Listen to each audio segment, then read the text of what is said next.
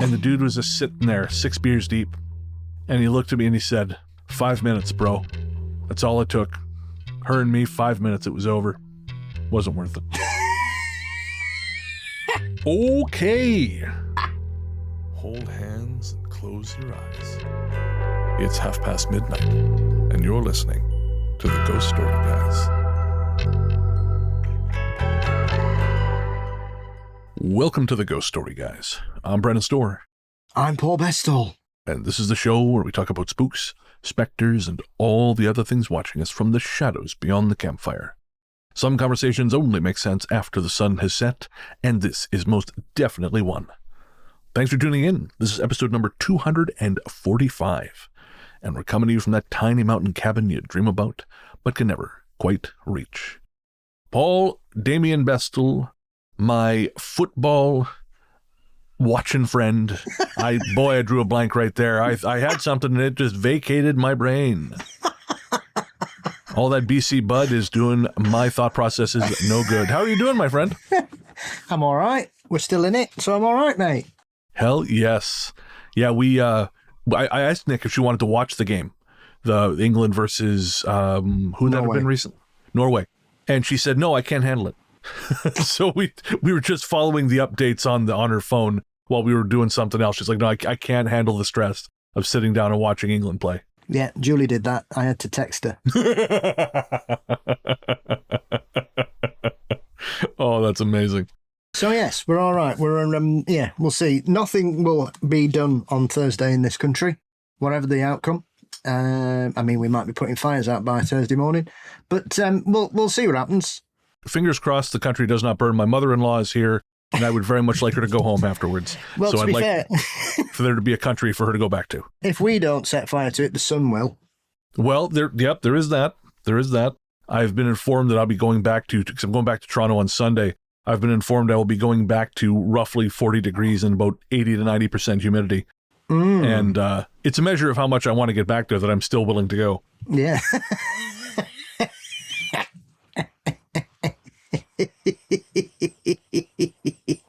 Speaking of burning, in fact, I went to go see Evil Dead burn night before last. No spoilers, please. Nope, no spoilers.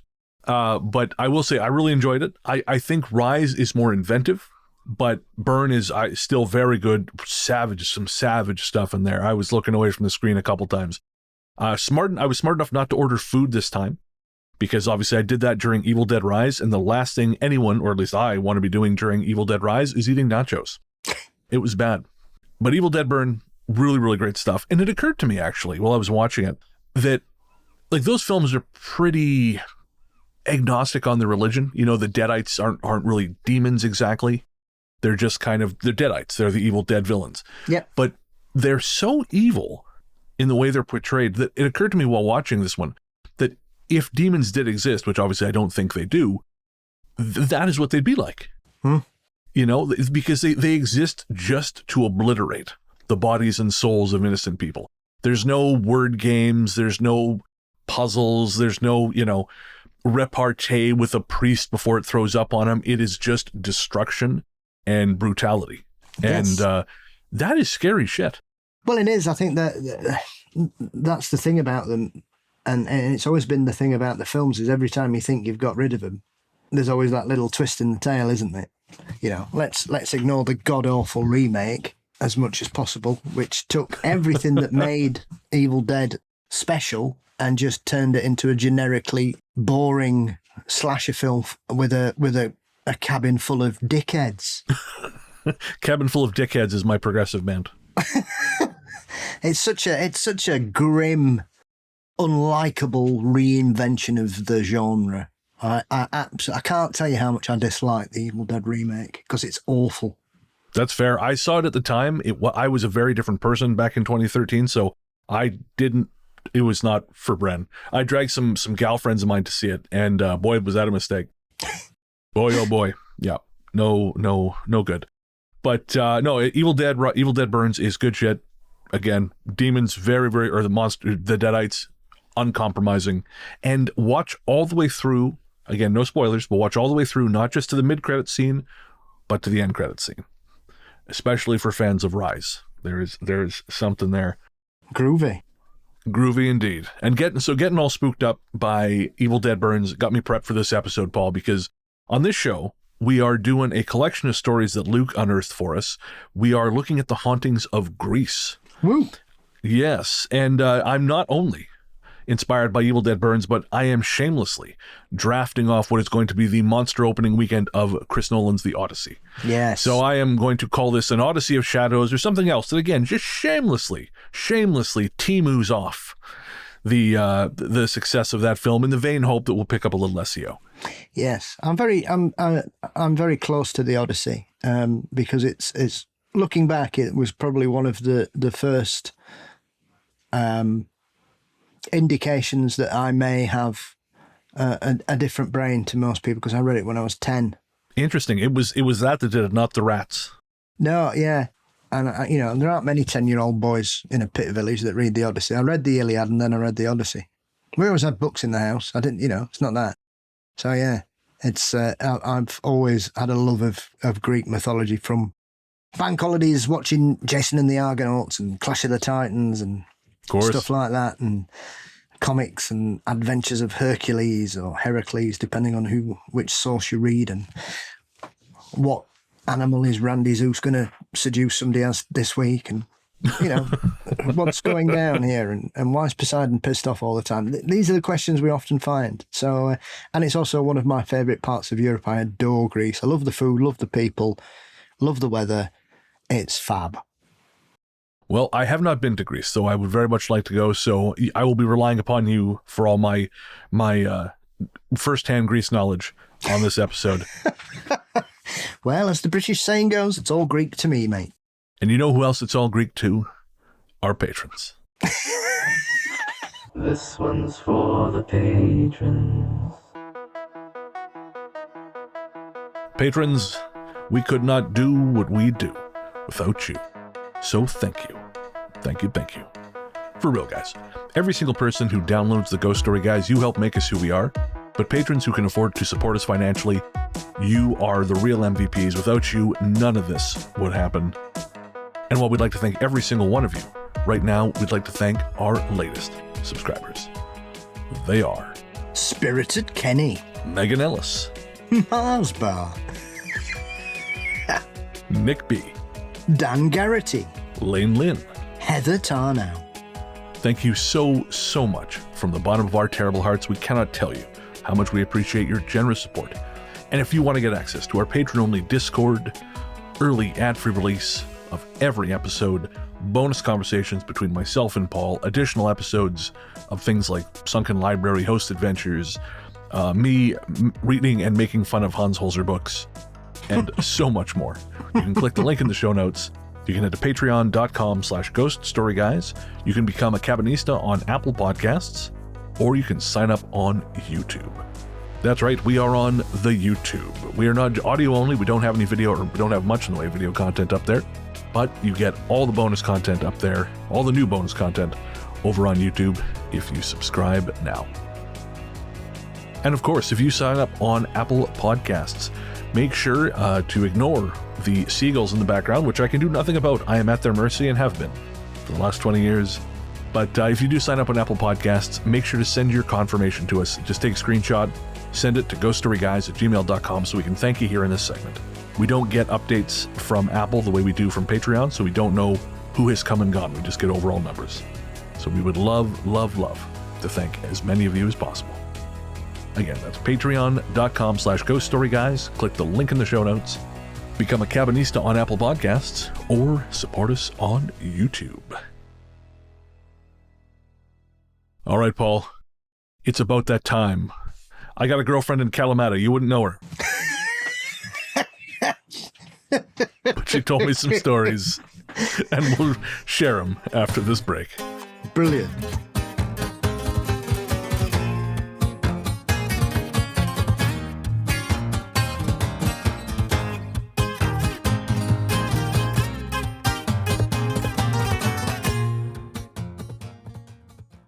The Man. I wanted to share something that happened to me and my brother 5 years ago. I was born and raised in Greece and used to live on the outskirts of a village on a secluded mountain. At the time, I was around 14 or 15. I started to see a shadow out of the corner of my eye, but when I would turn to look at it, it would disappear.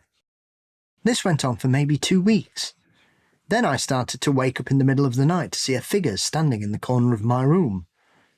It was as tall as my ceiling, and I couldn't make out anything besides the eyes and mouth. It didn't do anything apart from stare at me for hours on end. I told my parents, and they said I was dreaming, but I can remember vividly that I had woken up. The figure started to appear when I was lying in bed reading or texting someone. When I look up, it was just there. I was too afraid to move and yell for help at this point. I again told my parents what was happening, and my father said he'd sleep in my room in case the figure appeared again.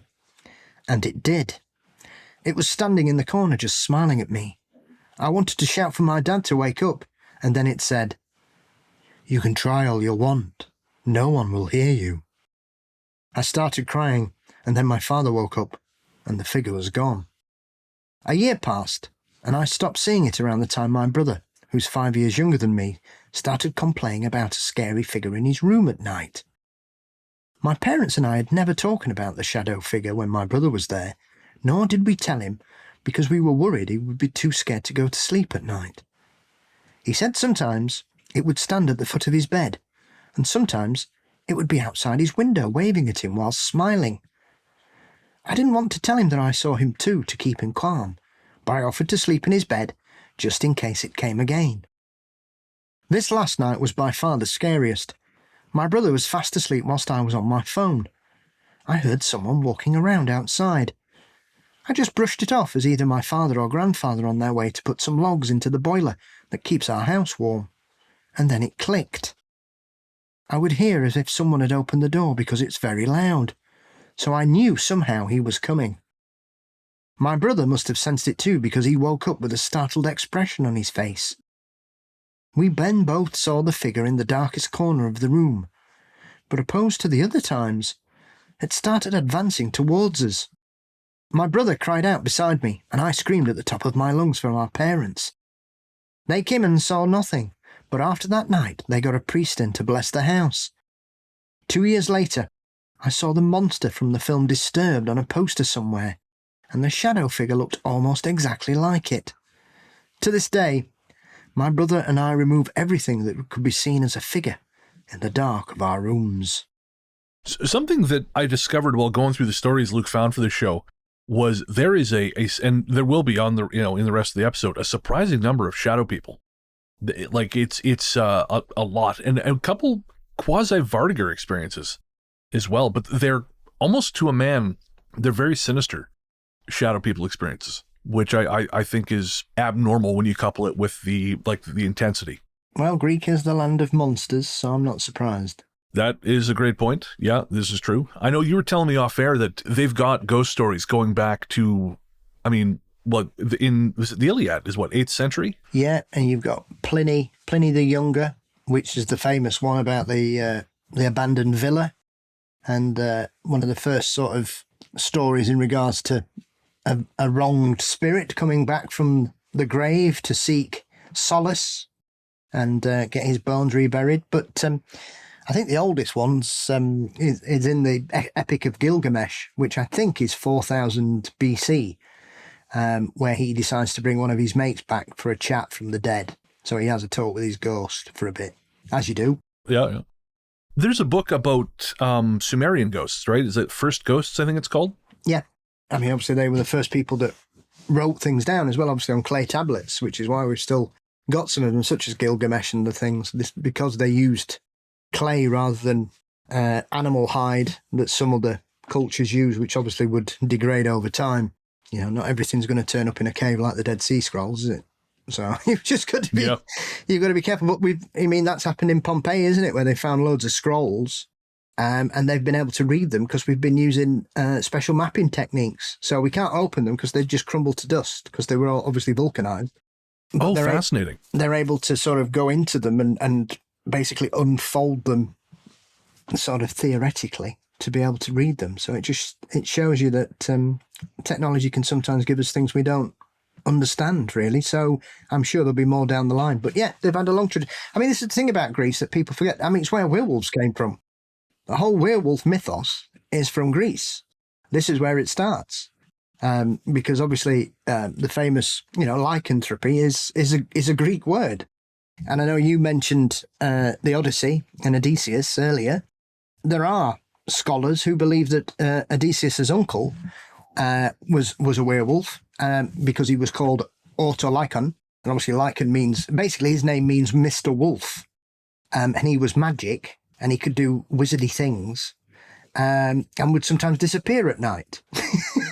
So even Odysseus's uncle could have been a werewolf. But, we've got King Lycan and the stories of that. I think Arcadia, which was an ancient Greek kingdom that Lycan ruled.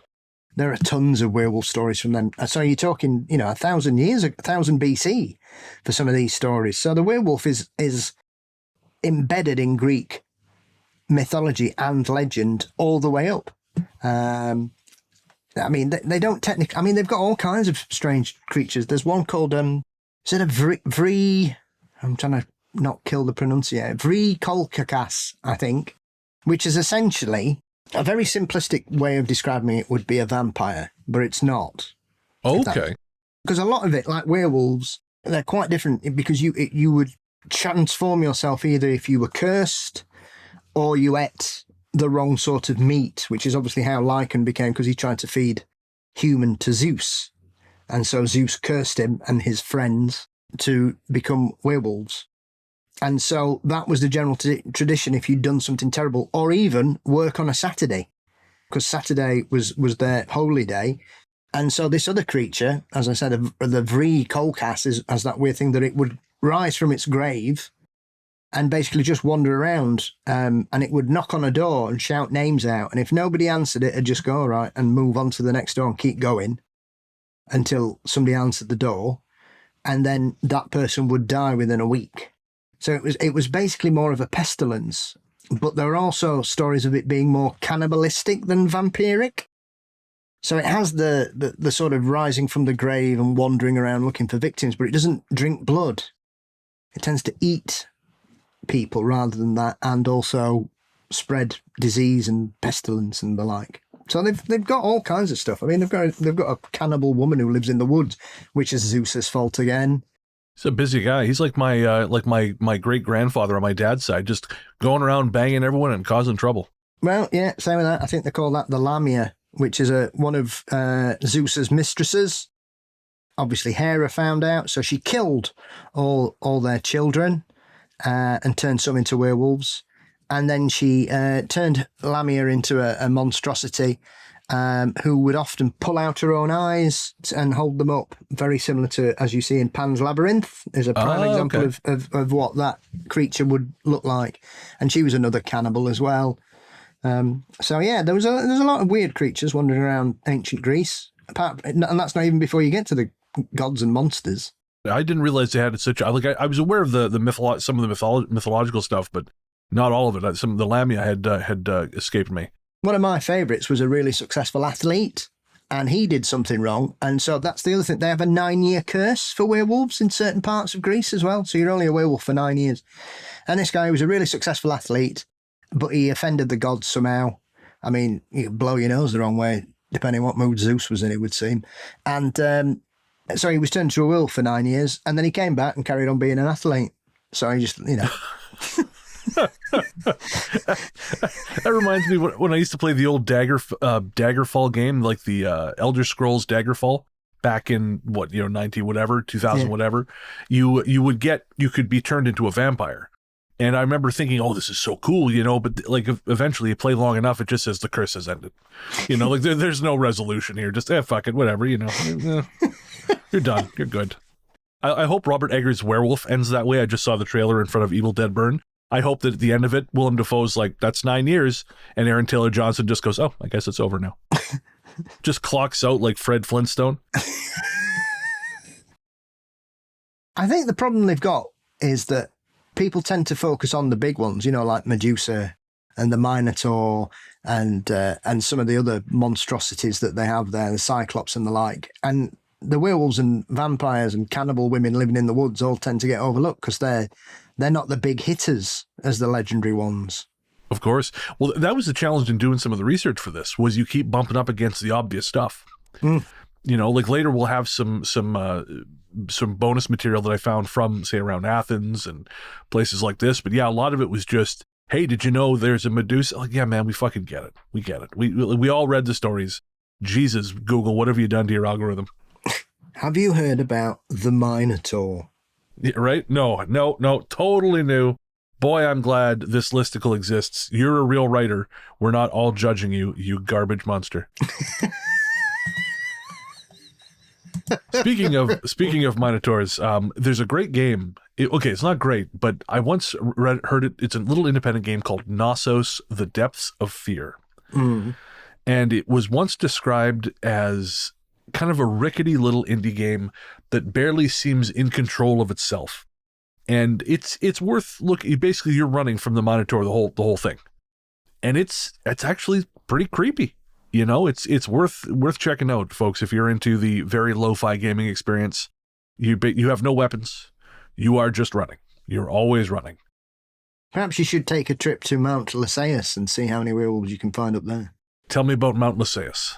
That is known as Wolf Mountain, and that was another hotspot for werewolves, because people would do sacrifices to Zeus, and if you did the wrong one, then you would go back down the mountain as a werewolf. And also people would trick you as well. They would mix human meat with animal meat, and you, once again, if you ate that, then you would get the 9-year curse. Interesting. I do find it fascinating so many cultures have the taboo against eating human flesh, which we scientifically know is fucked up for a lot of reasons, like prion disease, things like that. But we've always seemed to have that knowledge in us. It's not just me being grossed out by cannibal movies. It's this sort of baked in part of our experience. We've always just known, even the sort of the Hebrew and Muslim forbidding the eating of pork. Yeah. Because pork, when cooked, is not all that different, I'm told, from No, it tastes exactly the same as human flesh. Yeah, it does. Okay. Well, normally I say, Paul, tell me from which part of your vast experience this story comes, but instead I'm going to say, roll that beautiful bean footage. Next story. No, I've just heard several cannibals say that it tastes like pork or chicken. I mean, that's the thing. People always say, oh, it tastes just like chicken. Everything does not taste like chicken, apparently. I remember that famous internet cannibal from Germany. When he was arrested, he said, well, it tastes just like pork. Yeah. Well, Nick, when she was a CSI, she was present at the scene where a body had been in that situation. And that was her description. She obviously didn't eat it, I hope, but she smelled it. And she said the smell was it put her off pork for a long time, apparently. That must be bad to put a Brit off pork. Yeah, right. We live on bacon sandwiches. Speaking of dead bodies, just before we go to the next next story, yeah. I know, right? So I mentioned on the last Talk Spooky that my place had been overrun with flesh flies, and how it can be tied to a dead body. Now, I don't think one has been recovered in our apartment building. Of course, I haven't been there for a week, but I don't know. I don't think so. However, I assume I would have heard. That said, a friend of mine who works in an industrial part of a little town in southern Ontario, she was at work during this last heat wave, and everyone in the office and in the entire building kind of started going, man, what's that smell? And it turned out that the gentleman who lived upstairs from the shop had expired and had been left there several days in the heat. And so it was, and it is a testament to what a garbage employer this place is, that they basically just said, well, keep going, we're calling someone. Don't worry about these noxious chemicals being emitted by a decomposing body. Everything is fine. What historically have we ever associated with dead bodies and their many expanding gases? Free nose tampons for everyone. That's right. This is the same business that when it came time to shred their important documents, they had obviously you keep everything for tax purposes, I think, for 7 years, and then you can shred it. So they, instead of hiring a company to come and securely shred their files, which is what a normal human would do, the boss rented a dumpster, put everything into it, and set it on fire, which destroyed the dumpster and cost him more to replace to the rental company than it would have to bring in the company to shred everything. So, Southern Ontario, it's full of geniuses, I'm telling you. But then after 9 years, the curse is over. Deja Reveille. In 2013, when I was 17 years old, my friend and her cousin decided to have a sleepover. Her cousin was kind of sick, so we let her sleep on the bed while my friend and I slept on the floor next to her. Summer in Greece is hot, so us sleeping on the floor was a great idea. While I was sleeping, around 2:30 or 3:30, I can't really remember, a friend called to ask me something random. We talked on the phone for like 5 minutes, and I was wide awake because I was pissed off my friend called me this early in the morning. When I hung up, I looked at my friend's cousin where they were sleeping, and I froze. I saw a skinny creature sitting on her chest, staring at her. When it realized that I could see it, it looked at me with an expression of shock in its face. It quickly jumped across the bed to the window and disappeared. For a moment, I couldn't move. I was frozen. I then laid down, prayed, and my system just shut down. I fell asleep. I have never mentioned this to either my friend or her cousin. I really don't know why. This creature had skinny legs and hands, with a small body, and its head had sharp edges and empty eyes. I can't remember a lot from its face, just the eyes and shocked expression it had, or at least I felt I saw. We have stories of sleep paralysis in Greece, where they usually talk about a woman in all black staring at you while sitting on your chest, but it felt like I was witnessing someone else's experience, which was about to happen but didn't. I've never had this kind of experience before that night, only some dreams of places and events which later on were actually happening. Deja Reveille. Since then, there have been some encounters, but I still don't feel as scared as I was that night. And I mean, that almost feels, Paul, like it belongs over on Joe Hickey Hall's show, the Modern Fairy Sightings podcast. That's the kind of thing, as I mentioned earlier, the lamia.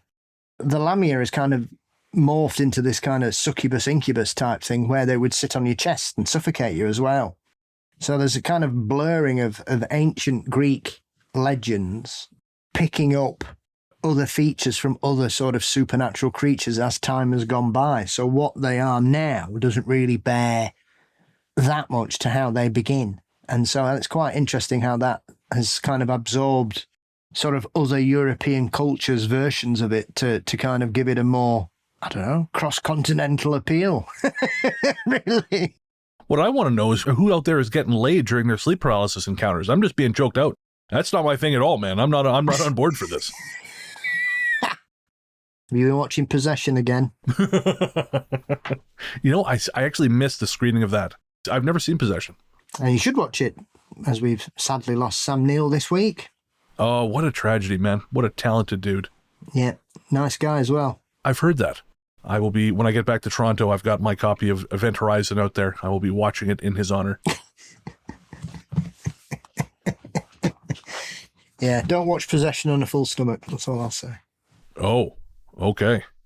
Man, speaking of movies you shouldn't watch on a full stomach, I couldn't sleep the other night, so I went down this rabbit hole of movies which are endurance tests, which are not really my thing. I'm not into extreme horror. You know, I watched some of the new French stuff in the early 2000s, like High Tension, but I couldn't do Martyrs. I couldn't do Salo. You know, I mean, Salo's not from that era, but I couldn't do any of that shit. It's just not my jam.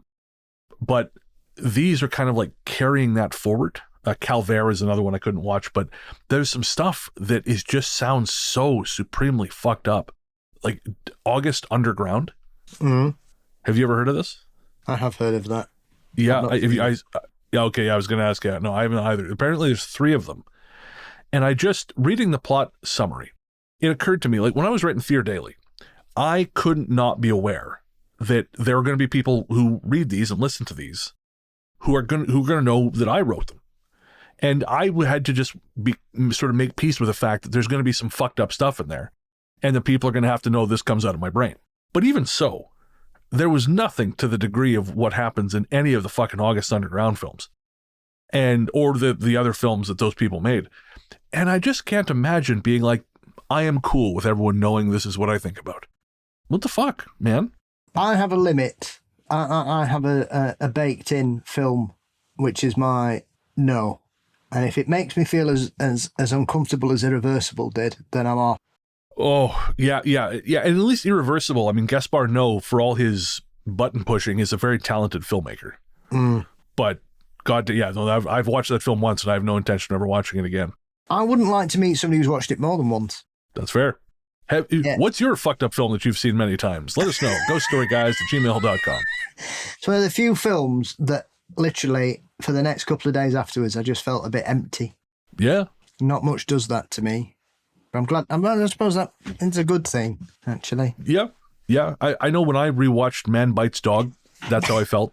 I saw that at the Cinema du Parc in Montreal, and I hadn't seen it in about 20 years, and I'm good if it's another 20 till I watch it again, if I ever watch it again.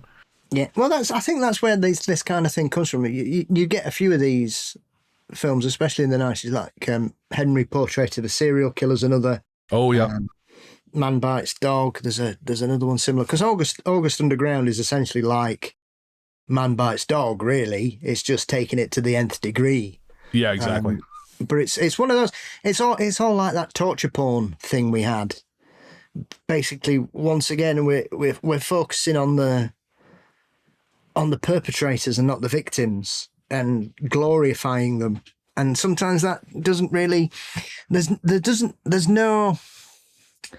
a bleakness to them that I think takes them away from your true horror films. You know, even things in the modern pantheon of horror films like the Terrifier trilogy, which are, you know, I've seen things in those that I didn't expect to see, right? And I can't say I was very pleased to see some of it, to be honest.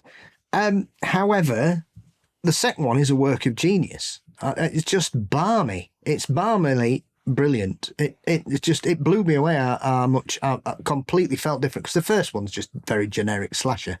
But there's a hero in those stories. You've got someone to root for. There is a reason. We're not sure what's going on, but there is a reason we've got a heroine in this film. That whole, you know, like Hostel and all that, it's just awful, unrelentingly grim, seedy, dirty filmmaking, in my opinion. And I'm not a prude by any sense of the word, but I question the reasons for films of that nature. You know, it's like the Human Centipede. You know, once you get past the fact that two people have had their mouth stitched to somebody else's arse, it's not. That's it. That is the whole film. And once you can get past that, we don't need to know anymore. What Human Centipede 2? What's he got? Has he got fucking wings now? Who cares, you weird fuckers? Stop it. Well, I mean, the stuff like Saw and Hostel, that grew out of the new French extremity wave. Yes. So stuff like Gaspar Noé, right? It kind of, we were talking about Irreversible. I mean, that was kind of one of the first ones. I think it was 2002. You could argue 99. I Stand Alone. So like some people kind of called it a response to 9/11, but again, it started earlier than that. But yeah, I'm with you. It's not really my jam. I watched Pascal Laugier, who made Martyrs. I watched his follow-up, Incident in a Ghostland. I hated that. So it's not really for me, and I don't get it. But I know they have their fans. Like there's a listener who I think is a very cool person. You know, we've exchanged the odd message. They regularly watch The House by the Cemetery, which is an extraordinarily unpleasant film from the 70s, and they just love it. She just thinks it's the great. There's a number of films she'll post about watching, and I'm like, she on the regular. You know, her partner, I guess, will say, "Hey, are you doing another, X marathon?" She's like, "Oh yeah." Hey man, whatever you're into, but it's not for me. The same listener, actually, who I don't know if she still listens anymore. So if you do, hello. She's the one who sent me Dee Snider's Strangeland because she had a spare copy. I mentioned on social media that it had, because I wanted to see it forever. It was a lesser known slasher film from the late 90s. And I wanted to see it forever, but it just has not been available. It popped up on streaming here, but it was in French. And I was joking about this on social media, and she DM'd me and said, "Oh, hey, I'll send you a copy. I got two." And so she did, and I watched it, and I'm like, this is not for me. This is not for me at all. You are stronger than I am, madam, but I appreciate you. I'm just going to put Blackula on. There you go. Yeah, exactly. Hey.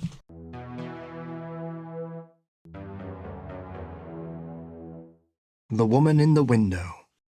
My family and I took a trip to Greece with a few of our friends a couple of years ago. I was sharing a room with two of them, and our two other friends were in a different room. I remember as soon as we walked into the hotel in Athens, my first thought was that this would be a place to be seen in a fantasy movie or depicted in a book about the supernatural. We all went up to our rooms to get settled and came back down for dinner a little while later. Friends A, B and I briefly touched base with our parents before getting dinner. Friends C and D came down from their room a few minutes later. As they joined us at the table, they both looked confused and vaguely concerned. Friend A, who seems to have uncanny intuition, asked them if something was wrong, to which friend C immediately told us that she thought their room was haunted, and friend D agreed. Being a non-believer at the time, I was just kind of like, what? As friends C and D continued to tell us about their experience, I still wasn't believing it. So after dinner, they invited us to go see for ourselves. I was the first to enter the room with friend B behind me. I remember being doubtful until I stepped into the room, and it was freezing cold. Like unnaturally cold, and a vastly different temperature from the hallway, just as friends C and D had described to us. As soon as the door opened, the cold hit along with this feeling that this room was different from the rest of the place. I can't really find a proper way to describe the vibes I got from it. It had an odd, moist, musty smell to it that friends C and D said they couldn't find the source of, despite them thoroughly searching. As I walked further into the room, I began to get a very strange feeling like I was being watched, even like I was really being studied. Friend B didn't say anything, just followed quietly behind me, but looked as concerned as I was. Friend A refused to walk into the room at all. I'm enjoying friend B's tactics here. They're using the author as the human shield, which I think if you're dealing with an unknown supernatural entity, Brennan, is always a good point of attack. There's a reason I let you walk in front of me when we were going through those woods. I don't care. Sights I've seen growing up, seen worse. Some odd... What's that? Why there are 2 feet bouncing above that hedge? What's going on over there? Don't go there, Paul. Come away. Come away from that hedge. Nothing good comes from the answer to that question. No. Yeah, never trust someone with sunburnt soles of the feet, is what I was told. Anyway, 2 nights later in the room I was sharing with friends A and B, I woke up to hearing shuffling around 2 a.m, which seems to be a common time for me to wake up in the middle of the night for some reason, and I now find it interesting that friend A woke up to do the same the following time. I saw friend A inspecting different corners of the room. She kept returning to one window in particular and making sure it was locked over and over again. I asked her what she was doing, and she said maybe she was just paranoid that someone was in the room with us. I just ignored that and told her to go back to bed. I don't care if there's somebody in this room, we're going to sleep. I'm tired, let him murder me. My feet hurt so much from walking around Greece. I ignored that and told her to go back to bed. She did, but a few minutes later, I noticed the distinct outline of a human. I can't recall exactly if it was male or female, but I'm pretty sure it was a female, hiding behind the curtain. I couldn't feel any energy from it, either positive or negative, which makes me question if it was actually there. However, it wasn't just the rooms either. Every time we walked up the stairs in the lobby, I felt like we were being followed. I'd look over my shoulder several times, but there was never anyone there. I don't know. If you keep feeling it, and your friend says they feel it, how can you possibly just say, shut up and go to bed? Unless you have paid someone to come into your room and kill your friend.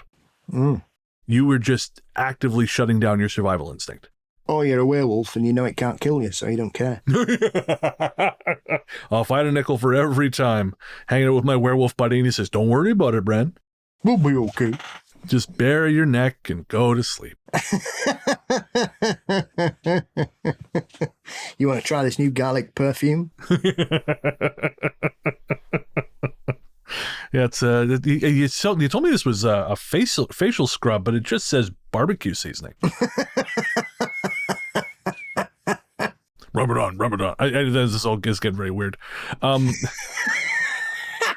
We got so busy nerding out about movies on the last show, in the last story, I forgot to mention, I was not aware that there was a difference between déjà vu, wherein you think you've experienced something before, and déjà rêvé, where you think you've dreamed something before. I did not know that the two were distinct. Yeah. I mean, anybody that's had déjà vu, it is a really weird sensation when it hits you. I don't know if it's just me, but when it happens to me, I kind of go a bit spacey, a bit cold, as though I'm out of my body. If that makes, I kind of feel like, whoa, and I can visibly feel uncomfortable, that I've not had it a lot, but I've had it enough to distinctly know how it makes me feel. Whereas, déjà revu it's one of those terms that has kind of fallen away, I think, because people just don't like explaining it, I think, and they'll prefer to use things like foresight or whatever, or premonition, but it's distinctly different because premonitions aren't necessarily dreams. They're, thoughts or things, whereas déjà revu is purely a dream-based precursor to reality. There's another one that I've heard about in a book a long time ago, and I'd forgotten the name until recently. Presque-vu. It is a failure to remember something with the sense that recall is imminent. So it's like tip of the tongue, basically. I've never heard that term. Yeah, I think it was a Stephen King book. I read it in a long time ago. It just vanished from my brain along with, most of the other useful knowledge. But, like I completely forgot to mention the other ghost story when I was talking on the last story, the one from one about Simonides. Yeah, are you familiar with this one? The poet Simonides finding the dead body? No, I'm not actually. According to the source, it's by Valerius Maximus in his Factorum ac dictorum memorabilium libri 9. One of my favorites. Yeah, right. Yeah, everyone knows that one's a banger. I mean, I preferred his earlier stuff. I preferred his first or second album. It was way cooler. I thought kind of a little more commercial by the time you got around to 9, but and this apparently that's right. He just went commercial, man. It happens. Pre-roll ads and everything. And I should add, this was published sometime around 14 AD. The story goes, more indulgent were the gods to the poet Simonides, confirming their admonition by the strength of repeated advice. For he coming ashore and finding a dead body of a man buried it, whereupon he was by the same body admonished that he should not set sail the next day, which he believing stayed ashore, but those that went to sea were all cast away. He was not a little glad that he had trusted his life to the security of a dream, rather than to the mercy of the sea, and being mindful of the benefit received, eternized the memory of the person in a living poem, raising him up a better sepulchre in the memories of man than that which he had bestowed upon him on the shore. So I guess that is also, coincidentally, a dream. Sometimes listen to your dreams. Sometimes your dreams are just your brain fucking with you. Or in my case, they're just leading me by the hand through things that I should know by now at 43 and I haven't figured out yet. And before we move on to the next story, I found a bunch of little bits of stories from hauntings around Athens. And I was kind of curious if, because again, you know a lot more about Greece than I do. Some of these I had heard of, most of them I hadn't. But there's one, because I love a good creepy cave. I was wondering if you are familiar with the cave on Pendeli, or the cave of Pendeli. Rings a bell. Or Daveli's cave. That's, Daveli's cave. Yeah. Okay. I am aware of that. So I found this from some rando, I think it was a Tumblr post of all things. Located in Attica's second highest mountain inside a quarry where marble was mined in ancient times, the cave of Pendeli is also named Daveli's Cave after a 19th century bandit who, according to legend, used it as a hideout, as well as Pan's Cave because an underground chamber in the cave that was reportedly used in ancient times for ceremonies dedicated to the god. The cave, sized 60 meters in length by 40 meters in width and 20 meters in height, has been the source of countless reports of paranormal activity within and outside it, black magic rituals, and outlandish and downright creepy visitor experiences, especially at night. From the breakdown of electrical equipment to the observation of ghosts, terrifying beings such as a huge white creature with luminous eyes, or a group of great child ghosts, disappearances of investigators or tourists, and numerous UFO sightings. Controversy continues to surround the as-yet unexplained activities of the Greek army and navy, together with NATO forces and U.S. military within the cave in the 1970s, during which they are reported to have cordoned off the area with barbed wire and used heavy explosives to blast open the main chamber and close off access to its intricate underground chambers. This, among many other stories, can be read about in the book The Riddle of Pendeli by paranormal and sci-fi literature author George Balanos, who spent years exploring various X-Files-worthy phenomena. There's a lot of people believe that a lot of the ghosts there are people that have died looking for a mysterious lost treasure. Oh, okay. That's one of the general, most well sort of travelled alleged explanations for what's going on, because there is a legend that, I mean, it was used for ceremonies to Pan and the nymphs in ancient Greece. So it's as long as the Greeks have been around there, they've always had it held in a certain reverence. Interesting. Have you heard about this digging that went on? I'm very curious about that. They probably found some oil there then if the Americans blew it up. Oh, the angry emails are coming in right now. Well, if we'd have been there, we'd have just taken everything back for the museum. Don't have blown anything up. And then we would have done a bunch of human rights abuses and told everyone we're really nice guys. Killed everybody and then left complimentary maple syrup. Yep, that's how we do here in the dirty north.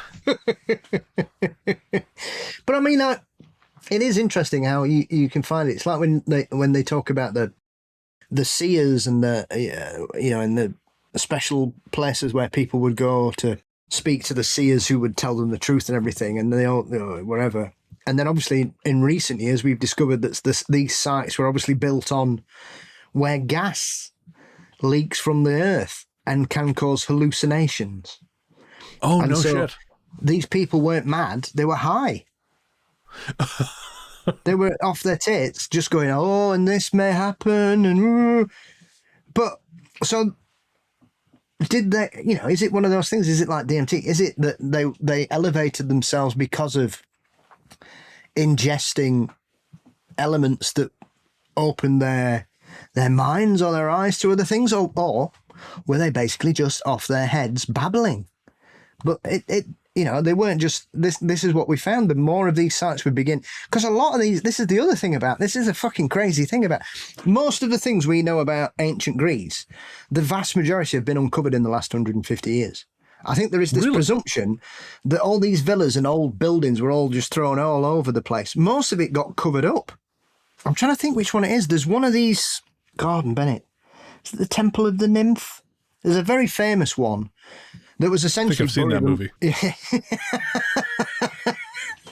That was essentially covered with something like 50 foot of earth over the years, just detritus that had just covered it. And because people on the grand tours, like British and the French and everybody, were going around looking for stuff and basically going around with like Homer's Odyssey and the Iliad and stuff. It's kind of how we ended up finding Troy. This were basically people wandering about with books of legends going, well, there's supposed to be a temple to the gods here. And they found it. And they're like, right. So a lot of it, I mean, obviously things like the Acropolis and stuff were obviously always been there, as far as we're aware, like the Colosseum in Rome. But a lot of the other sites that are outside, a lot of it, because obviously Greece is a very seismic area. There's a lot of landslides, a lot of volcanic eruptions over the years, as the Minoans will tell anybody about, if there was any of them left. Bless them. And, tsunamis, massive earthquakes. I mean, Greece is one of the most earthquake-prone countries in Europe. Attachment. I'm going to try and explain this the best I can, since English isn't my mother tongue. It all started a long time ago. Ever since I was little, I felt like someone was watching me, especially when I was alone. I didn't really pay attention to it until one specific evening. Me and my family were at our beach house. My grandparents also have a house right next to ours. I was over playing in my room. I have my own room at my grandparents' house. It was also winter, so it was already dark outside at 6 p.m. Suddenly, the feeling that someone was behind me, watching me, came once again. I decided not to freak out. I just slowly stood up to go to the living room where my nana and my mom were. The way my room is, my bed is across from the door. Next to the door there's a mirror, and in between the door and the mirror there's a light switch. The door was closed, so I reached to open it, but before I did, I for some reason switched the light off. The only thing keeping the room from complete darkness was the porch light coming through the window. I looked in the mirror, and the next thing I remember is me bawling my eyes out in my mother's lap. I honestly can't remember what I saw. I don't even remember making my way to the living room. It's just blank. Weird things started happening from time to time ever since that incident. The thing is, they're happening to this day, not so much at our beach house, but at our apartment in the city. For example, leaving a room, let's say the kitchen, knowing damn well I switched the lights off, then coming back 3 minutes later to find the light on, or waking up for about a week in the middle of the night, almost at the exact same time each night, which was around 3 a.m. Next night it would be 3:15, and then 3:12, and it went something like this, you get the idea.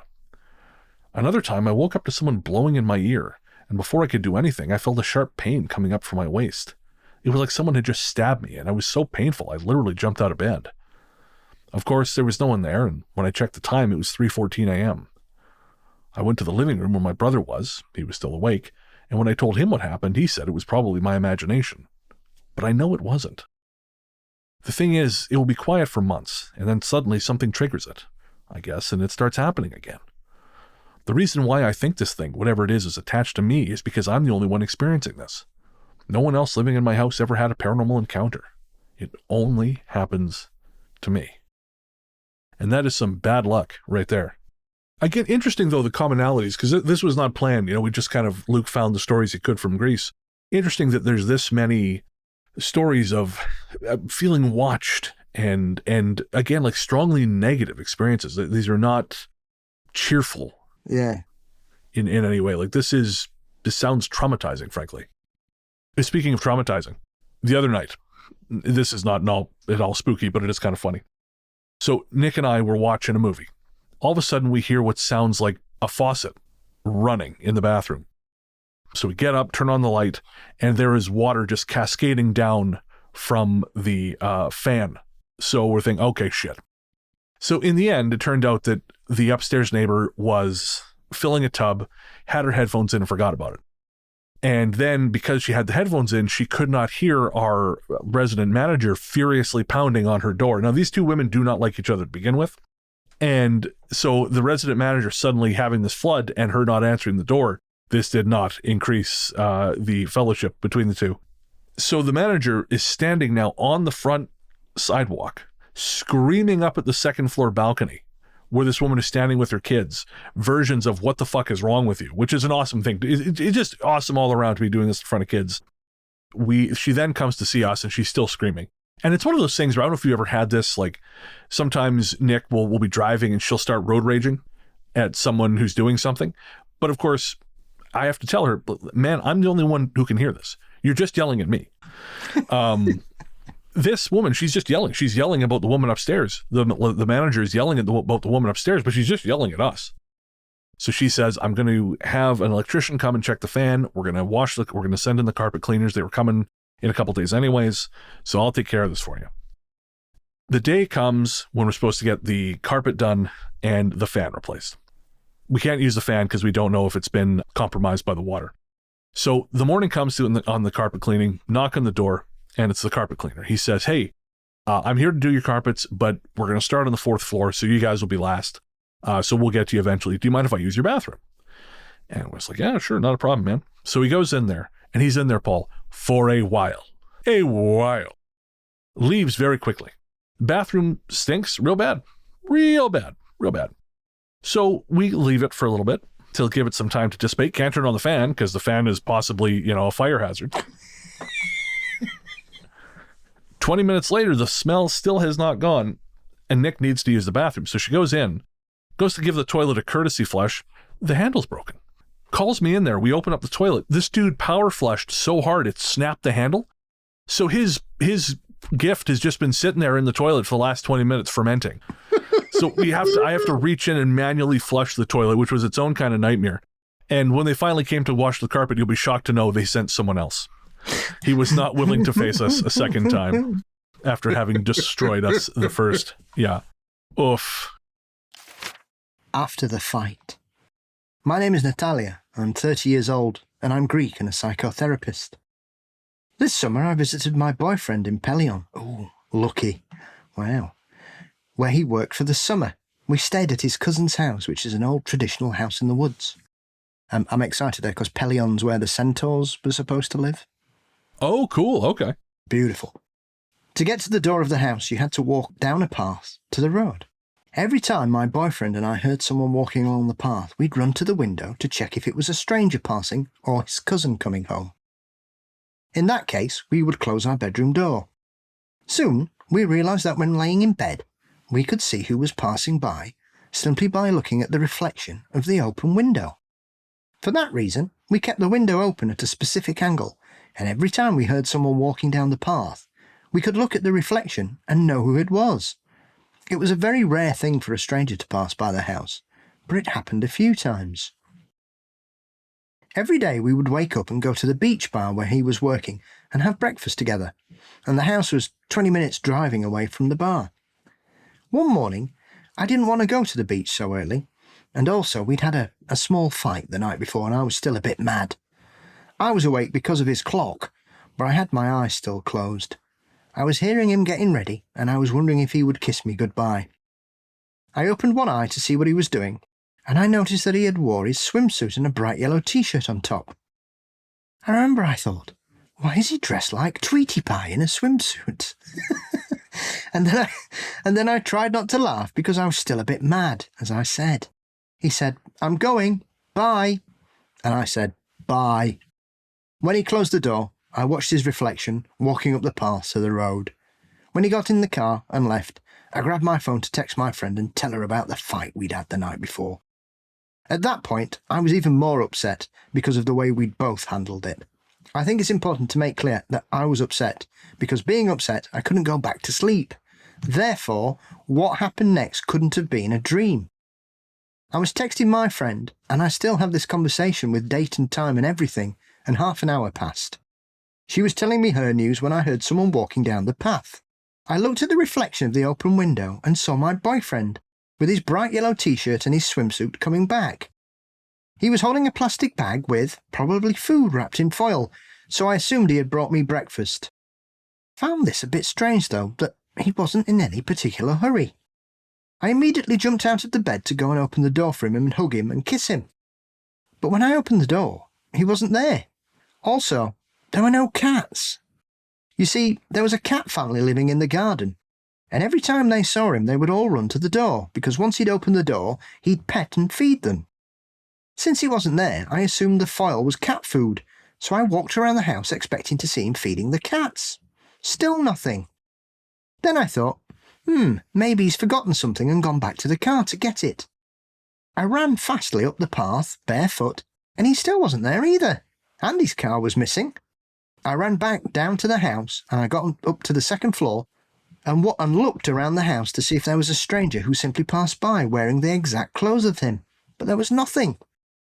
And then I realised that it had only been half an hour since he'd left for work, so he'd need at least 20 minutes to get there and 20 minutes to get back, and that didn't make any sense.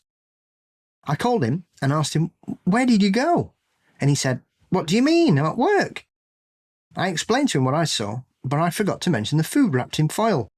Then he put his cousin on the phone to assure me he wasn't around the house. I then texted my friend and told her about what had happened. Later that day I fell asleep until about 8 o'clock, and I woke up to a knock on the door, and when I opened it, the cat stormed into the house, and there was my boyfriend standing, with his yellow t-shirt and everything, holding a plastic bag with food wrapped in foil. I was speechless. It was like time had continued on from where it had stopped this morning. I'm very tired of people telling me I was asleep. I was not. I was running around the house, I spoke on the phone, and I was texting before and after the incident. Also, I was upset about the fight and the way we'd started our day, so there was no way I could have fallen asleep without even realising it. Now, I want to add a story that my boyfriend told me in the past. Years ago, he used to be married. It was summer, and he and his wife were sleeping on the couch of their apartment. At one point, she woke up and saw him standing in the kitchen and asked him to bring her some water. He didn't respond, and he seemed to be staring at her with a flat, emotionless expression, as she described. She then suddenly realised that he was still fast asleep next to her and woke him up. She told him, "I can see you standing in the kitchen." He said, "What?" And she repeated to him, "I'm seeing you in the kitchen right now." He then tried to get up, looked at the kitchen, and saw himself too. As he says, "I was looking at me in the eyes." He then got up to get closer, and no one was there. Now, I googled a few things and I found about the term doppelganger. The explanation of it, though, isn't clear to me. I know it's not exactly a ghost story, but I still find it strange and confusing. Also, I'm really sure of what I saw, and it was definitely him. It wasn't blurry or unclear in any way. It was real. Paranormal aside, I will say this is a great lesson. Yeah, anyone listening, if we ever have a fight and you want to make up with me, just bring me a shawarma and everything is forgiven. Absolutely. Yeah, I don't know what couldn't be solved by bringing me food. Yeah, the place where we used to stay a lot in Kefalonia was haunted. The Friends Het Villa. Oh, really?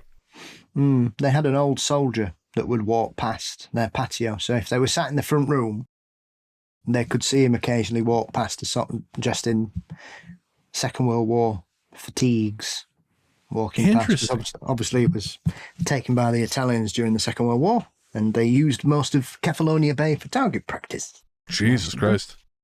But Kefalonia is a weird place anyway, because it's got, as I was saying about things, they uncovered some graves there in 1993 when they were redoing the harbour in Fiscado, which is incredible. It's one of the most picturesque villages in Europe. It literally looks like something out in a film. It's gorgeous. And they were doing some work to sort of re-strengthen the harbour, and they suddenly discovered this lost Roman cemetery. And because it had been lost, it had never been robbed. Nobody knew about it, so it was still full of glass beads and jewellery and decorations and armour, cups and all kinds of stuff. And now it's open air, it's completely free to visit. So if you go to Fiscado, if you're ever in there, eat the food on the harbour and then go for a little walk it off, you can go and see the Roman cemetery. I think there's about 27, and they're proper big sarcophaguses and things. Oh, not, wow. It's not just like somebody buried in there. It's incredible.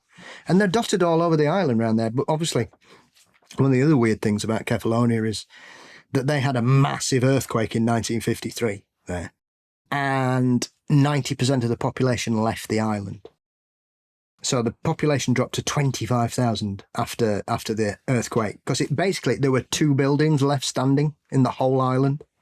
Everything else got leveled. It lifted the island up 2 feet. The whole island got raised by 2 feet. It's one of the biggest Ionian earthquakes in history, in modern history.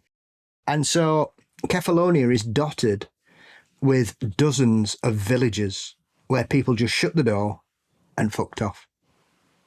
Oh, wow. And nobody's ever been back.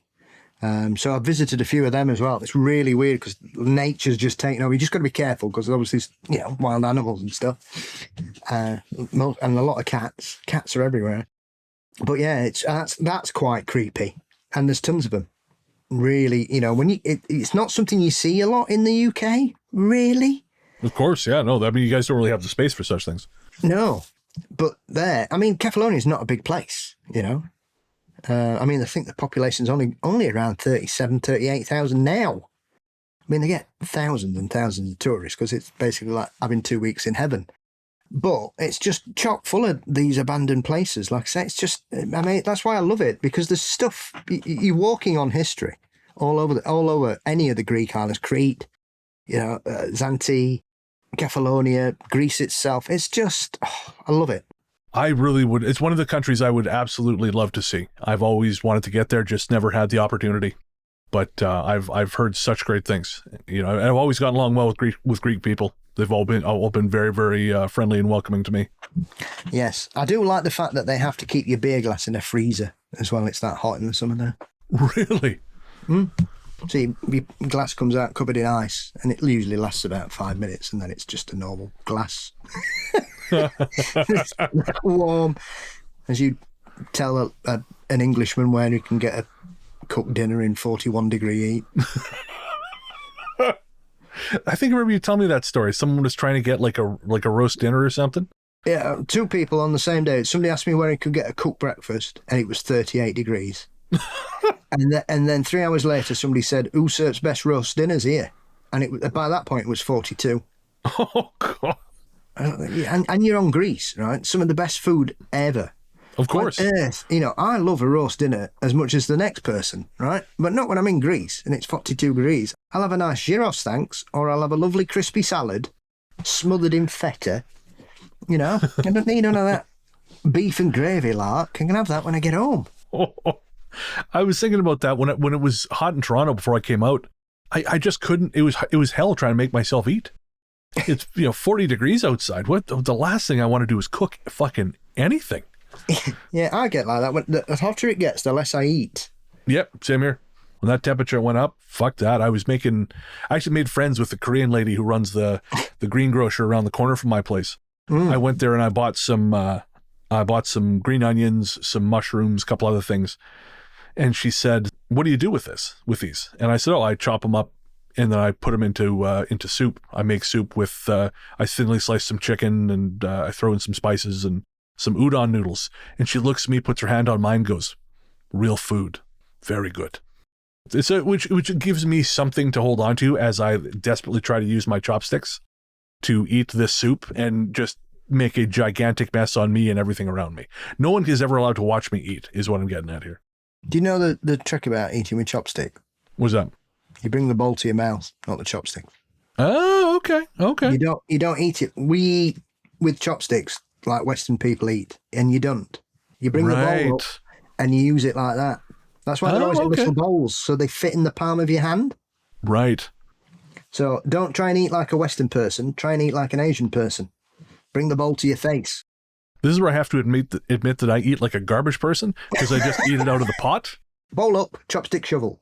Hey, shoveling food, I can understand that. Our cultures can connect on that particular commonality. Mom.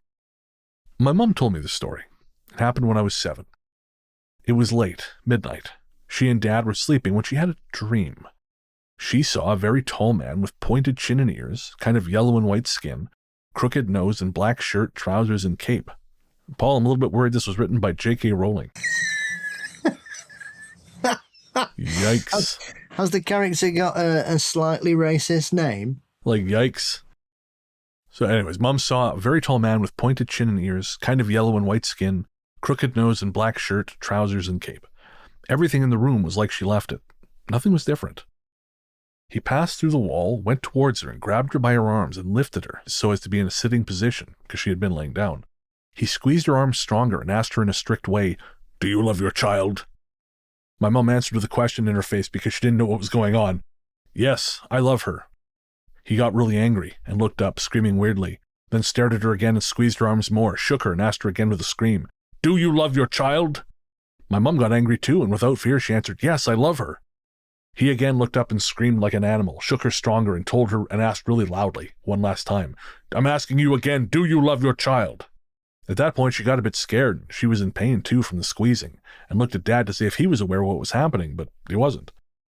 And she turned again to this man and said in an angry, determined way, "Yes, I love her. I told you many times. What do you want now?" He squeezed her arms more and shook her while he was screaming, and then left her alone, disappearing through the wall where he came from. She doesn't remember opening her eyes, like she was waking up from a dream. She found herself sitting and looking at the wall to where he disappeared. Her arms were in so much pain at the place he had been holding her. It was like she hadn't been sleeping at all. The same day at 3 p.m. I started to shake really violently. I was moving my hands and legs too, like someone was doing this to me, and my eyes were pretty open, staring at thin air. Mom tried to hold me, but she couldn't make it. After 2 minutes, I stopped and smiled with a peaceful face and started to baby talk. They took me directly to hospital and had tests, blood, MRI, etc. They couldn't find anything. Doctors told her I was completely healthy. Mom combined the shaking thing I had with the dream she saw and wondered if she said, "No, I don't love her," what would have happened. It took 10 days before she could touch her arms due to the pain she was in. I want to refer shortly to a similar event. My grandma, my dad's mother, saw in her dream, a long time ago, a man telling her, "Tell me a person in your family that you want to die." She said, "What do you mean? Why? Someone has to die?" And he answered, "Yes, pick one." Grandma said, "My youngest child. He was 4 years old. The same morning the kid fell in the river and drowned." She still wonders why she answered that way. She feels like she could have fought. Now, that's a weird one, Paul. I don't really kind of know how I feel about the truth of that one, but I do love that out of the entirety of their family, there's not a single there's like, "My kid, really? You got there fast." As we mentioned earlier, that pre-Crocolas takes people. So that would be the only thing I could suspect that might be happening there, but I'm not really sure if they walk through walls. Like I said, they usually knock on your door. And if you come, then you usually die. So that's very odd. It's so dramatic that there is part of me that wonders, is it legit? But at the same time, I mean, we've seen strange shit before, so stranger shit, I guess. So it's not impossible. I just want to know who says no. Do you love your child? I can't imagine ever answering anything other than yes. There's one guy I've met in my entire life who I think would have said no. I was at a baseball tournament, and I was walking through the campground with some buddies. We were invited to sit at this one campfire, and this guy's kid, it was late, but this guy's kid was just being wild, running around screaming. And the dude was just sitting there, 6 beers deep. And he looked at me and he said, 5 minutes, bro. That's all it took. Her and me, 5 minutes, it was over. Wasn't worth it. Okay. I'm happy I could be your impromptu therapist. This conversation has been sponsored by Trojan.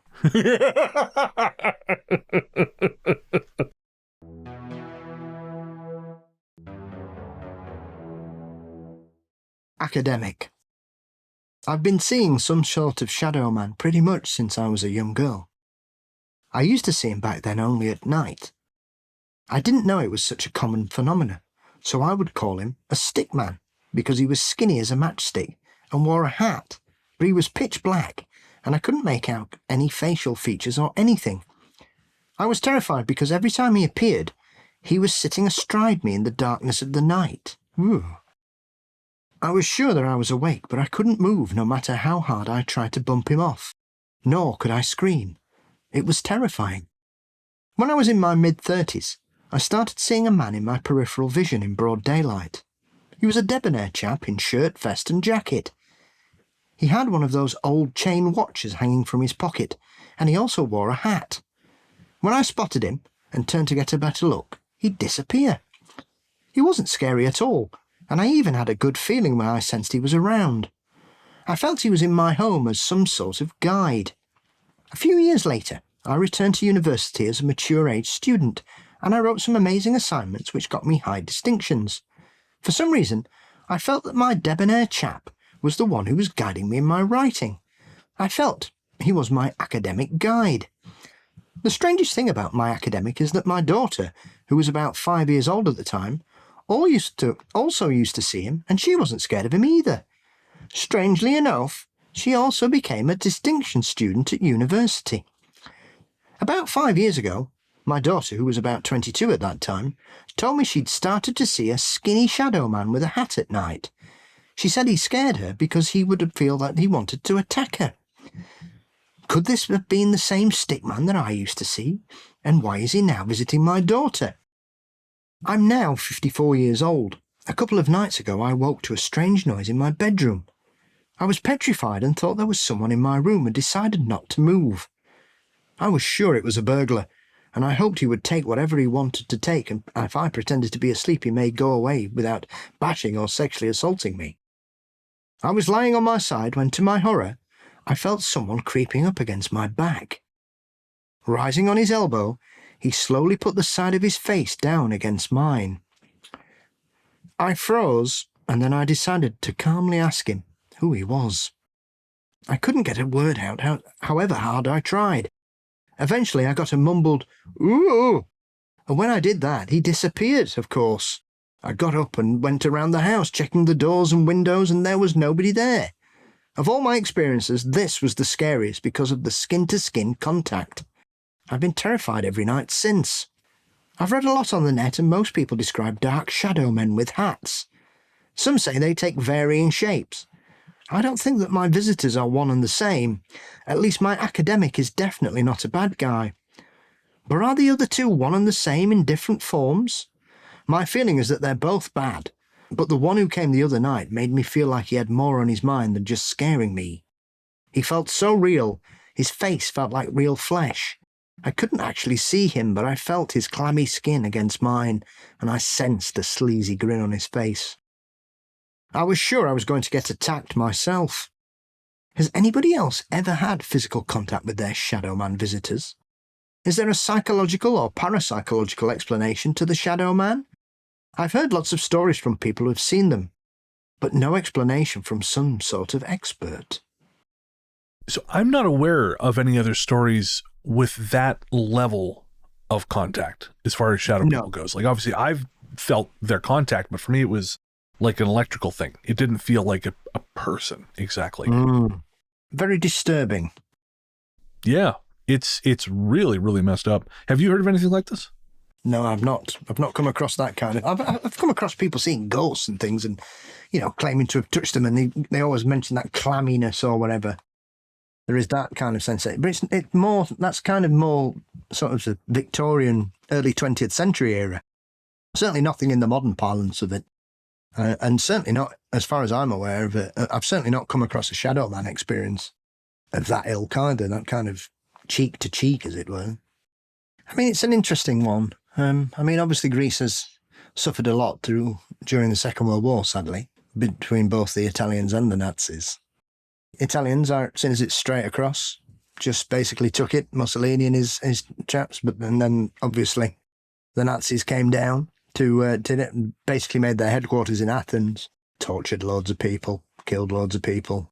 Speaking of the occupation stuff, I found this one mention in the Haunted Athens article of Villa Kazuli. Are you familiar with it? I think the Nazis used that as a torture spot. Exactly, yeah. It says, built in 1910 in a Renaissance neoclassical style, was once a summer abode of Alexandrian businessman Nicholas Kazoulis.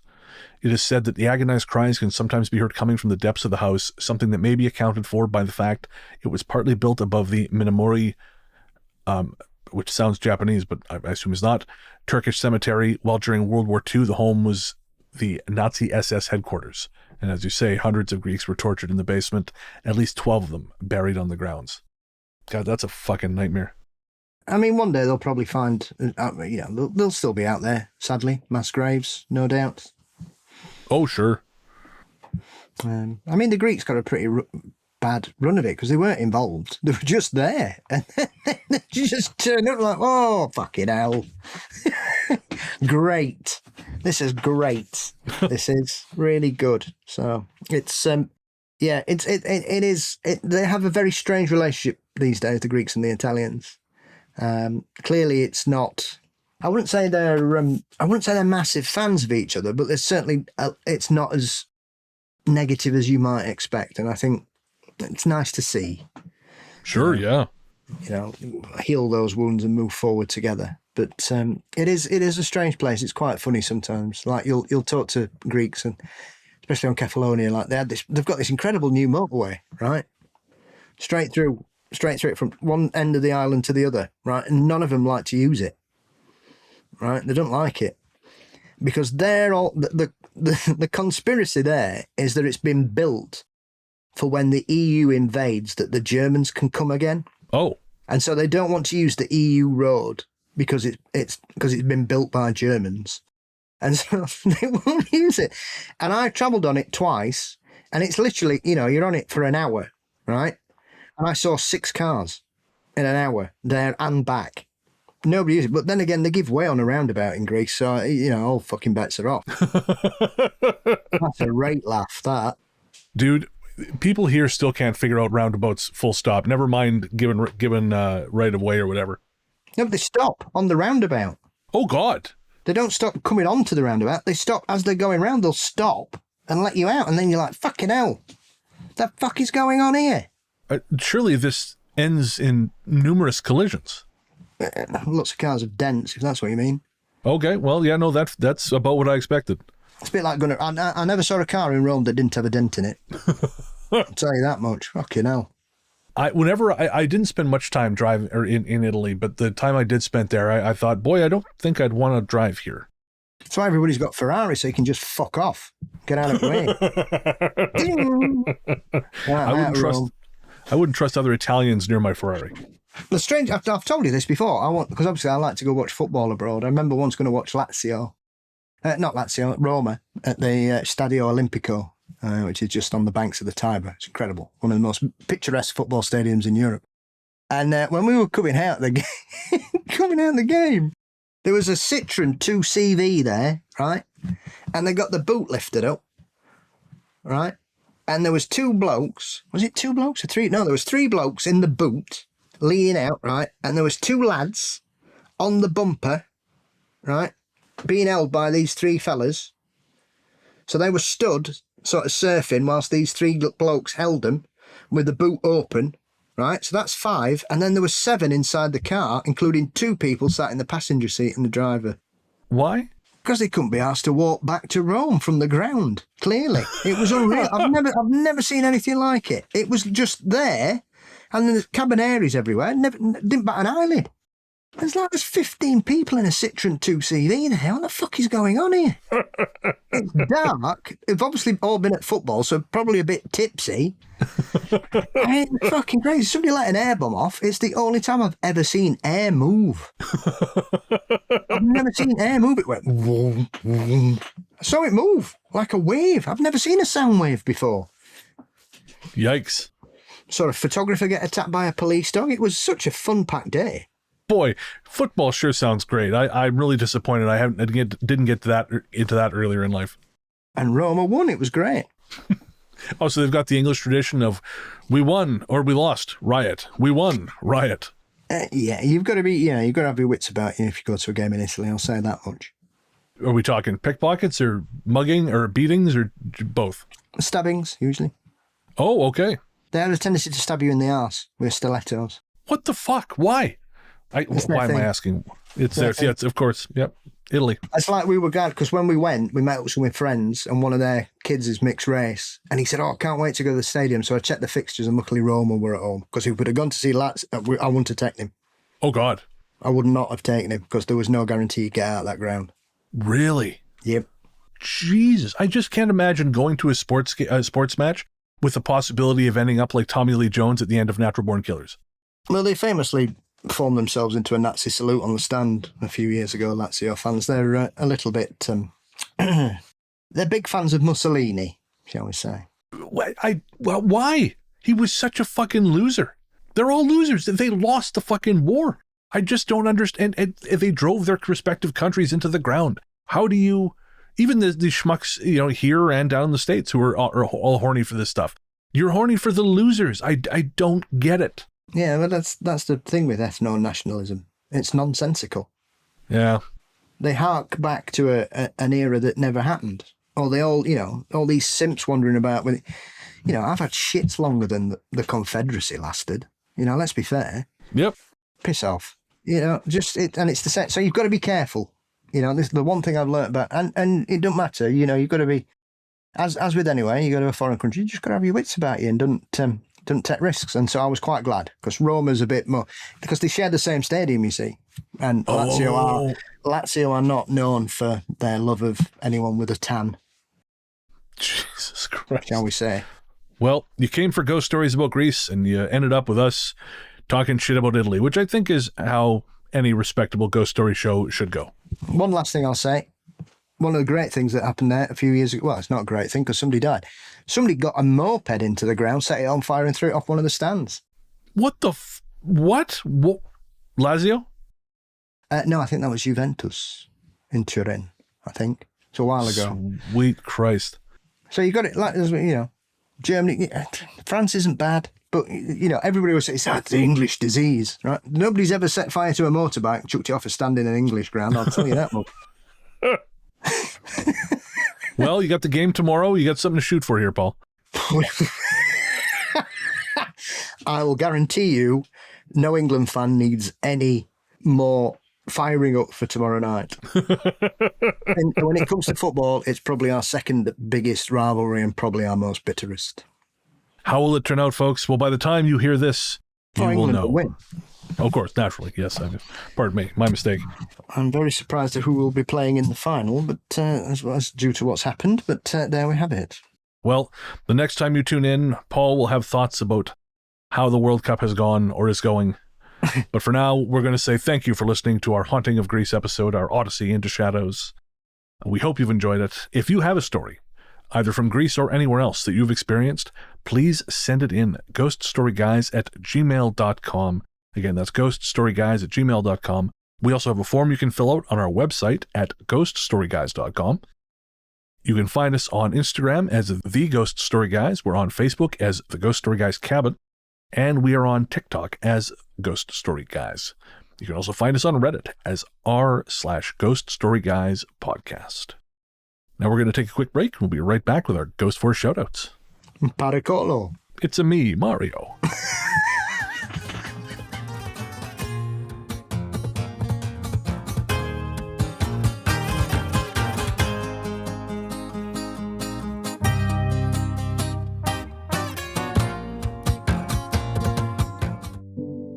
Hey there, listeners. Before you reach for that skip 15 seconds ahead button, I promise you this isn't an ad. We wanted to take a minute to talk to you about mental health. On this show, I've always tried to be as honest and open as possible about my struggles with depression and anxiety, because even though we've come a long way towards acknowledging the very real damage these things can do, there is still way too much lingering stigma about reaching out for help. And when you start to feel like there's no help, it's easy to start feeling like there's no hope. But Paul has joined me today to remind you there is always hope and there's always help. We're not going to try and talk you out of self-harming right now, because we know that's not how it works.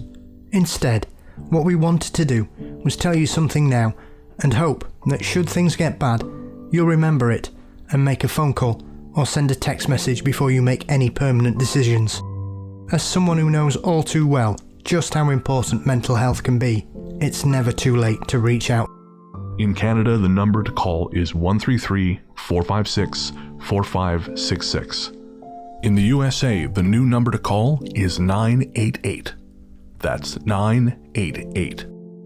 In the UK, the number to call is 116123, or text SHOUT, that's SHOUT, to 85258. In Australia, the number to call is 131114. However bad shit seems, it will pass. And no matter what your brain might be telling you at any given moment, and believe me when I say I know this intimately, there are people who love you and people who care deeply about how you treat yourself. Should a time come when you find yourself despairing, please know that we've both been where you are, and there is a way back to the world. Take care. The paranormal conductor of the good ship Ghost Story Guys is Mr. Brennan Storr. And of course, my friend and co-host is the one, the only, the inimitable Paul Bestel, the paranormal Johnny Carson himself, host of Mysteries and Monsters. Paul, what's coming up on M&M? We head out on the hunt for Count Dracula this week as we dive into Stephen J. Rolfe's new book, The Bloody Road to Castle Dracula, as we look for the real inspirations behind Bram Stoker's literary masterpiece. And surprisingly, it's got virtually bugger all to do with Vlad Tepes. So we'll dive into that with a bit of Frankenstein and Oscar Wilde and Sheridan Le Fanu and Edgar Allan Poe and all kinds of characters turning up with their Victorian Gothic monstrosities, all feverishly beavering away in Stoker's brain as he concocted his masterpiece. I am praying for a League of Extraordinary Gentlemen style story. But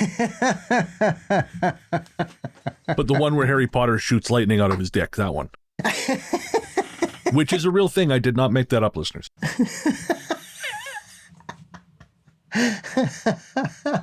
And where can everyone find you online?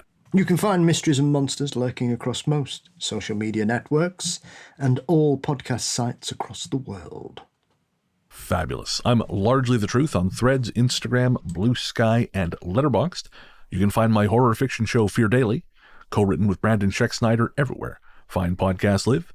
You can also find me reading audiobooks over on Audible, and you can find my personal website at largelythetruth.com. As we said at the top of the show, we couldn't do this without our patrons. The show simply wouldn't go. Thank you to every single person who's ever supported us. It means the world. And if you would like to join a killer community on our subscriber-only Discord, get early ad-free release for every episode, bonus conversations at least once a month between myself and Paul, our monthly live stream, and so much more, you can click the link in the show notes. You can head to patreon.com/ghoststoryguys. You can become a Cabinista on Apple Podcasts, or you can sign up as a supporter on YouTube. And of course, if you support the show at the $20 level, well, my friends, that makes you part of an elite club. A club so elite the only way you can get in is to throw money at us like we're bad, bad boys. I gotta stop this, Paul. Jesus. Shake what your mama gave ya. Maybe, if you throw money at us, I won't shake what my mama gave me. That's right. For every $150, I will put an item of clothing back on. That's right. That makes you part of Ghost Force. All right, I've already shamed my ancestry enough this episode, so I'm just going to read out the members of Ghost Force, who, on this episode, are... Atham Saragon. I have to scroll down. Yes. Alyssa. Amy Chamberlain. Beth Whitaker. Corinne Wilson. C.T. Dexterous. Eric Abel. Hannah Brown. Jade Moores. Janani Bananani. Janani Bananani. Jenny Bananani. Jennifer Mullen. Joseph Como. Karen. Liam Hudak. Libra on fire. MacMan. Mark Semler. Maggie Megadeth. Belinda Storms. Merlin Hansen. OTR Trucker. Peter Gunn 08.5. Yeah. Rebecca Brink. Rockin' Ronnie Shenanigans. Ryan Hoskin. Rin. Serenity. Shannon Steyer. Trash Panda Kit. Zippy! Oh, Zippy's made a naughty boy again. Oh, Zippy. Well, I'm glad both of us made it weird this time. That makes me feel better is probably not the word, but it made me feel something, which is unusual. I normally don't. That's all right, don't worry. Do you want Zippy to give you a big hug? I would like the opposite of that. In the shower? I would like the opposite of that. Okay, I Ghost fetch my Force. own sponge. Ghost Force. Yep, play the sound. Boom. There we go. It's over. It's over. Zippy goes back in the cage. He's really naughty, that Zippy, isn't he? What a Wow, cheeky monkey. Not only has Zippy canceled their membership, but they've canceled it in the past as well. I tried to go back to previous episodes and it was just deleted. And if you would like to have your name read out in that increasingly disturbing segment, which references many traumas we've all experienced, you can sign up at patreon.com/ghoststoryguys and join us and support at the Ghost Force level. That happens once a month, whether you like it or not. That happens once a month. And you'll love it. That's right. Every other story episode, every odd-numbered story episode, you get your Ghost Force shout-out. Paul, my friend, do you have any guest spots coming up? No. Okay. Me either. Tim Renner changed the locks on his front door, so I can't get in anymore.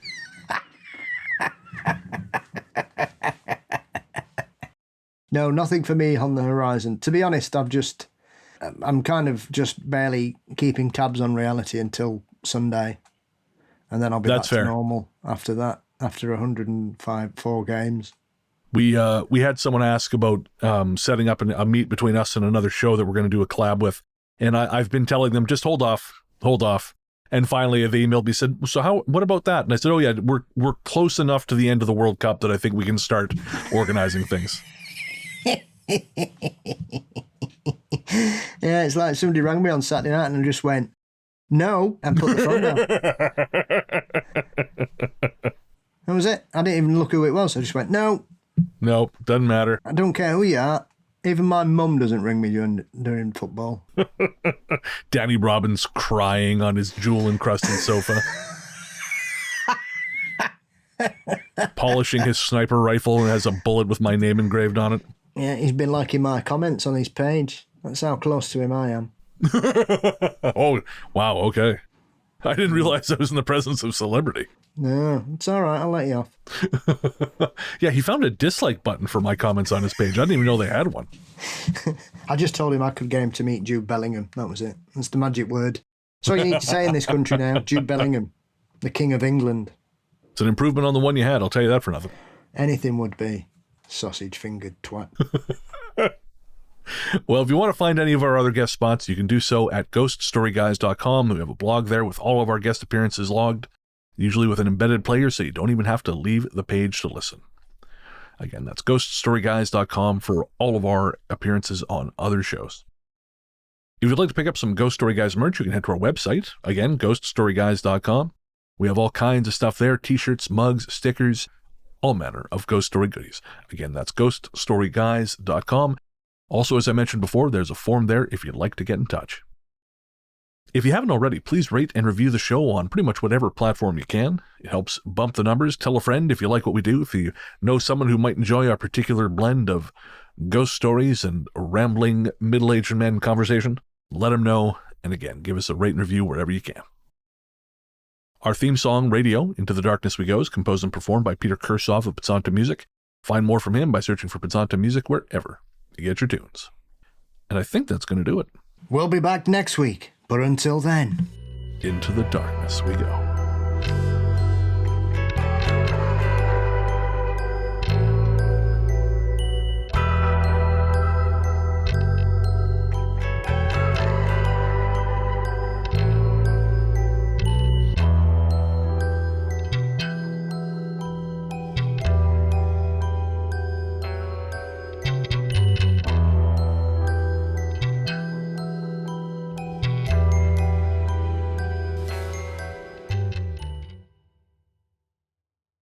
it's bad enough living on Vesuvius, but Etna's not that far away. So you basically live on a volcano near another volcano. No, I got enough to worry about on a day-to-day basis. Hard pass. Hang on, I gotta close that fucking window.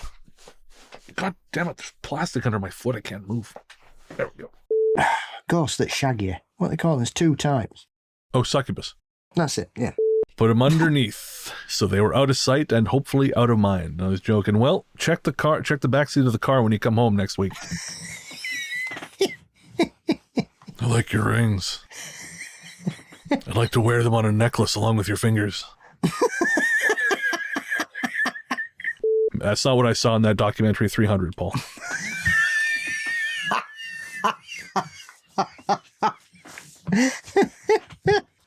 I admit I was into 300 at the time because I was younger and dumber, but I was not that into 300.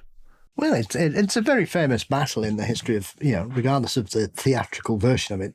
The Battle of Thermopylae is legendary in the history of European conflict. Oh, of course, absolutely. I don't know if there's a lot of history fans. There was a lot of sort of pre-manosphere influencer guys who were real horny and trying not to pretend they weren't about the male bodies on display. Yeah, you're in trouble if you're more interested in Gerard Butler's CGI abs than you are Leah Headey.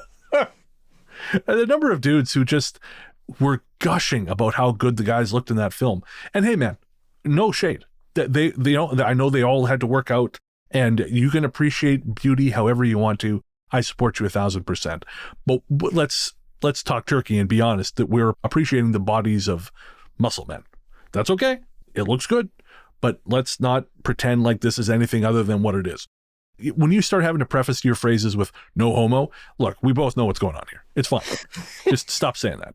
Stop saying that, please. It's a spectrum. You happen to be the point on the spectrum where you like looking at the oily muscle men, and that's all right. Yes. I remember I had a barber. I was cutting my hair, and he's like, "Man, you seen that 300?"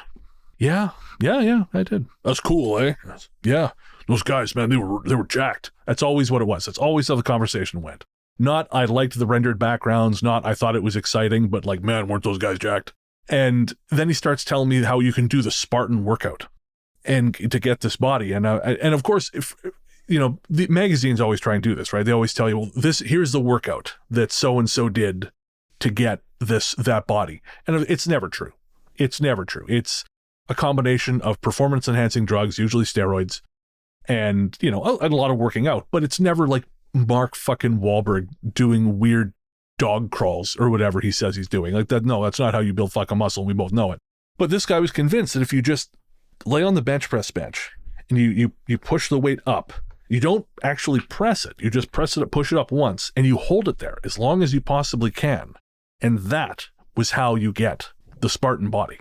And he was like, man, there's like these little pointy muscles in your back, man, they get rock hard. Okay. I would like you to think about getting rock hard here, isn't it? That's it, right? I want you to think about the language you're using, my guy. It's totally cool, but I need you to be honest about what's happening here. Stop tapping me in the back. Yeah, right. Oh shit, he's got both hands on my shoulders.